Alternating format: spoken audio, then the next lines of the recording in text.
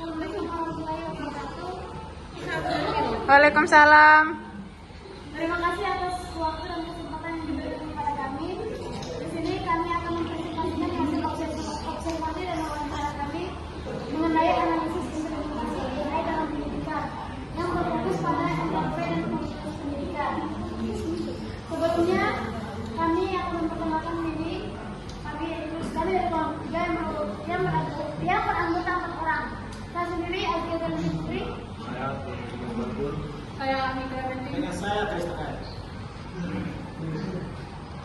Di sini ada 3 agenda presentasi kami. Yang pertama, ringkasan temuan konseptual. Yang kedua, daftar pertanyaan untuk observasi lapangan. Yang ketiga, penjelasan pentingnya pertanyaan tersebut. Baik teman-teman, di sini ada ringkasan temuan konseptual, di mana di sini guru sudah menggunakan NLP, tapi mereka tidak tahu apa itu NLP. Yang pertama, adopsi praktis dan pada saat teroris. Guru menggunakan tools berbasis NLP. Yang pertama itu ChatGPT, which is tanpa familiar dengan istilah NLP itu sendiri. Yang kedua, implementasi induktif, penerapan teknologi sejalan dengan konsep seatbook, penilaian otomatis, namun bersifat coba-coba dan belum optimal. Dari teman-teman guru di sini mereka tidak berpatokan penilaiannya menggunakan penilaian otomatis. Dan yang ketiga, penerapan relevan pada mata pelajaran. NLP digunakan secara spesifik dan strategis seperti grammar checker, chatbook untuk mengetahui kata-kata yang sulit untuk pelajaran bahasa Indonesia. Dari yang kami wawancara ini guru bahasa Indonesia bukan guru TIK. Jadi mereka ketika gurunya kesulitan dalam mencari kata, mereka menggunakan grammar checker. Yang berikut ada beberapa daftar pertanyaan untuk presentasi. Pertama, pemahaman implementasi. Pertama itu, apakah pernah mendengar istilah NLP? Yang kedua, apakah pernah menggunakan chatbot AI atau penilaian otomatis seperti quizzes? Yang ketiga, apakah menggunakan NLP spesifik untuk mata pelajaran, misalnya gambar checker? Yang berikut ada dukungan institusional dan sosialisasi. Yang pertama, apakah ada sosialisasi formal tentang AI dari pemerintah atau pihak luar? Nah, yang kedua, apakah sekolah menyosialisasikan penggunaan AI kepada siswa? Yang berikut tentang infrastruktur. Nah, kami tanya tentang apakah sarana dan prasarana seperti laboratorium komputer, internet mendukung penggunaan teknologi AI atau NLP. Dari pertanyaan tersebut, kami akan menjelaskan mengapa pertanyaan itu sangat penting untuk dijawab. Yang pertama yaitu mengukur landasan pemahaman.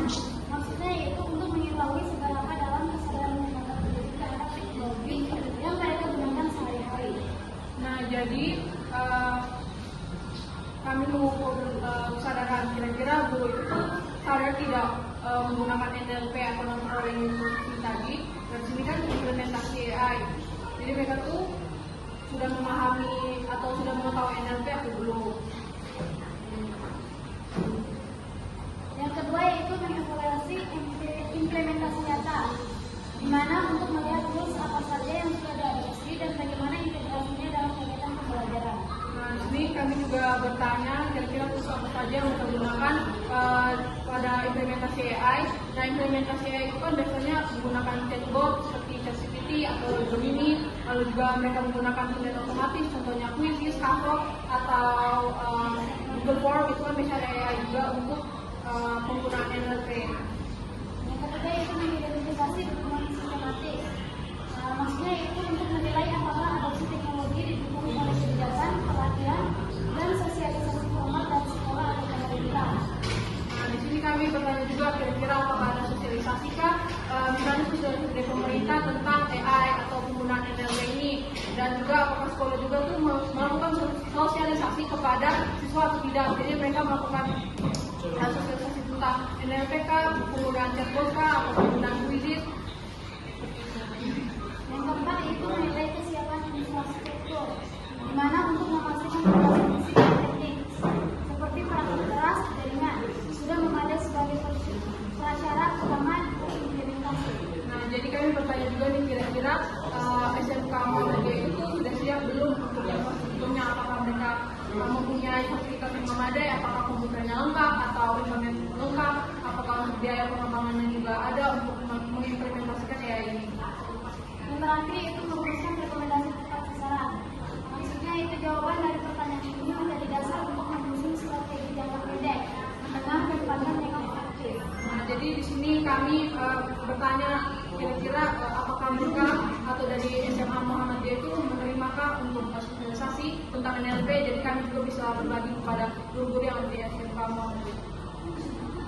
Oke, jadi kesimpulan yang kami dapat dari pertanyaan wawancara dan observasi di SMK Muhammadiyah ini, jadi kami menemukan bahwa guru itu tuh belum memahami tentang NLP. Jadi kami bertanya apakah guru sudah memahami NLP, mereka belum tahu, tapi mereka sudah menggunakannya, mereka belum familiar, tapi mereka sudah ternyata mereka sudah menggunakannya. Misalnya penggunaan chatbot AI, penggunaan Gemini, penggunaan Quizlet, penggunaan otomatis, dan mereka sudah menggunakan. Lalu kami menemukan bahwa di sekolah Muhammadiyah ini mereka itu infrastrukturnya tuh sudah cukup memadai ternyata. Mereka juga punya internet yang lengkap, mereka punya laboratorium, jadi untuk implementasi AI itu sudah sangat bisa. Lalu untuk sosialisasi, jadi sosialisasi kepada guru di SMK Muhammadiyah itu mereka belum ada sosialisasi dari pemerintah, jadi mereka tuh belum sama sekali belum terlalu mengenal, misalnya belum terlalu menggunakan AI atau karena belum ada sosialisasi. Jadi mereka tuh cuma menyebar misalnya antara guru dengan guru, jadi mereka melihat di sosial media begitu, ternyata ada AI. Jadi mereka tuh berbagi secara langsung antara guru, antara siswa juga tanpa sosialisasi. Jadi itu yang kami temukan di pada observasi dan wawancara di SMK Muhammadiyah dengan guru bahasa Indonesia yaitu Guru Aceh. Sekian dan terima kasih. Mungkin ada teman-teman yang